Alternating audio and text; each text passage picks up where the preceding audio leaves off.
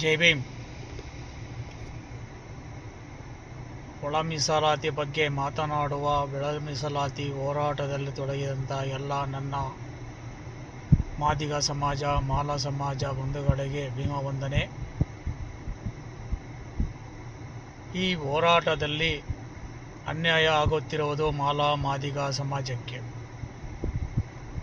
ಏಕೆಂದರೆ ಈ SC ಸಮಾಜದಲ್ಲಿ 101 ಜಾತಿಗಳನ್ನು ಸೇರಿಸಿ ಈ ರಾಜಕೀಯ ನಾಯಕರುಗಳು ನಮ್ಮನ್ನು ಮುಗಿಸುವ ತಂತ್ರಗಾರಿಕೆಯನ್ನು ನಡೆಸುತ್ತಿದ್ದಾರೆ. ಅದನ್ನು ಮೊದಲು ಮಾಲಾ ಮಾದಿಗ ಸಮಾಜ ಬಂಧುಗಳು ಅರ್ಥ ಮಾಡಿಕೊಂಡು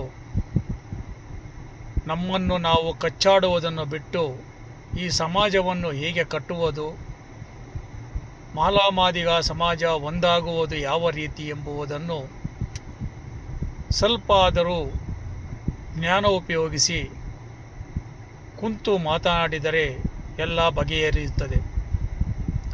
ನಾವು ಒಳ ಮೀಸಲಾತಿ ರಿಸರ್ವೇಷನ್ ಎಂದು ಮಾತನಾಡುತ್ತೀರಿ, ಆದರೆ ಕೇಂದ್ರ ಸರ್ಕಾರ ಸಂಸ್ಥೆಗಳನ್ನು ಖಾಸಗಿಯವರಿಗೆ ಮಾರಿ ನಮ್ಮ ಸಂವಿಧಾನದಲ್ಲಿರುವಂಥ ನಮ್ಮ ಹಕ್ಕುಗಳನ್ನು ಒಳಗೊಳಗೆ ಸರ್ವನಾಶ ಮಾಡುತ್ತಿರುವುದು ಕೇಂದ್ರ ಸರ್ಕಾರ. ನಾವು ಈ ಸಮಾಜದಲ್ಲಿ ಹೇಗೆ ಬದುಕಬೇಕು, ವಿದ್ಯಾವಂತರಾಗಬೇಕು, ಜ್ಞಾನವಂತರಾಗಬೇಕು. ನಮ್ಮ ಸಮಾಜದಲ್ಲಿ ಈಗಲೂ ವಿದ್ಯೆಯಿಂದ ಹಿಂದುಳಿದಿದ್ದೇವೆ. ಮೊದಲು ಈ ಹೋರಾಟದ ಮುಂಚೂಣಿಯಂಥ ಹಿರಿಯರು ಈಗಿನ ಯುವಕರಿಗೆ ಮಾರ್ಗದರ್ಶಕರಾಗಿ ಅವರನ್ನು ವಿದ್ಯಾಭ್ಯಾಸದಿಂದ ಮುಂದೆ ಹೋಗುವಂತೆ ಪ್ರೇರೇಪಿಸುವುದು ನಮ್ಮೆಲ್ಲರ ಕರ್ತವ್ಯ ಆಗಬೇಕು. ಹಾಗೂ ಈ ದೇಶದಲ್ಲಿ ಈ ಎರಡು ಸಮಾಜಗಳನ್ನು ಮುಗಿಸಬೇಕೆಂಬುದು ಈ ರಾಷ್ಟ್ರೀಯ ಪಕ್ಷಗಳ ಕುತಂತ್ರ. ಮೊದಲು ಅದನ್ನು ಅರ್ಥ ಮಾಡಿಕೊಳ್ಳಿ.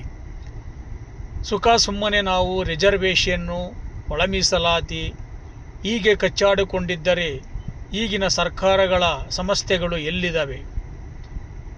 ಈಗ ನಾವು ಎಷ್ಟು ಜಗಳವಾಡುತ್ತೇವೋ ಅಷ್ಟು ಈ ಸರ್ಕಾರಗಳಿಗೆ ಲಾಭ.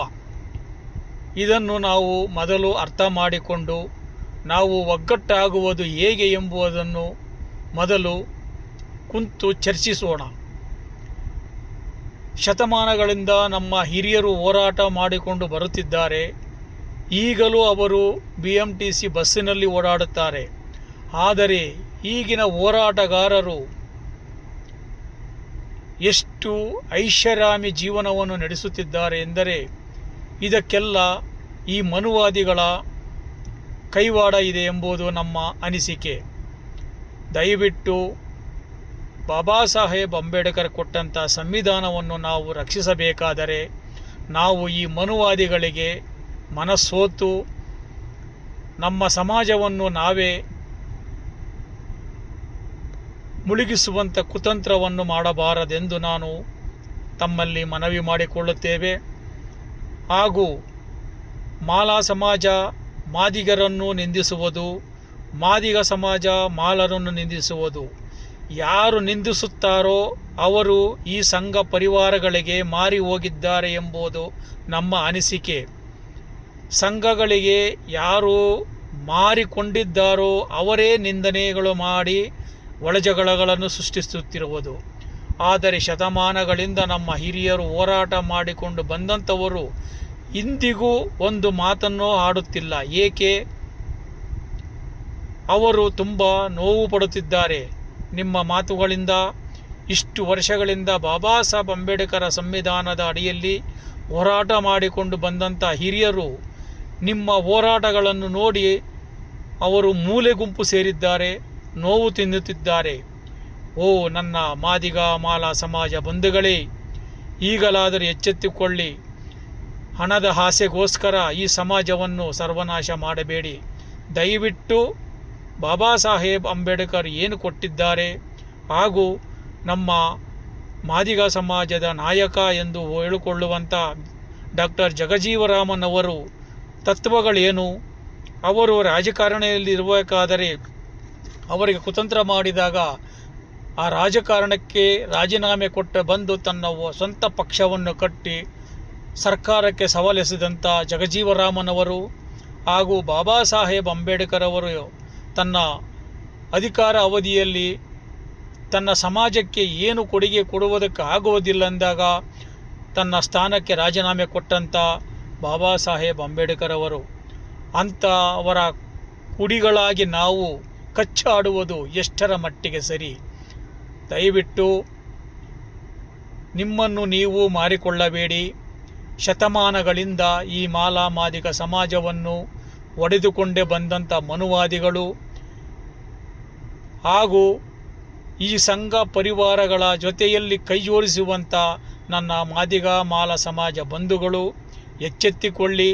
ಮುಂದಿನ ಪೀಳಿಗೆ ಹೇಗೆ ಬದುಕಬೇಕು, ಹೇಗೆ ಬಾಳಬೇಕು ಎಂಬುದನ್ನು ವಿದ್ಯೆಯ ಮೂಲಕ ಈ ಸಮಾಜವನ್ನು ಕಟ್ಟುವಂಥ ಜಯವನ್ನು ಸಾಧಿಸೋಣ. ನಾವೆಲ್ಲರೂ ಒಂದಾಗೋಣ. ಒಗ್ಗಟ್ಟಿನಿಂದ ಇದ್ದರೆ ದೇಶವನ್ನು ಆಳಬಹುದು, ರಾಜ್ಯವನ್ನು ಆಳಬಹುದು.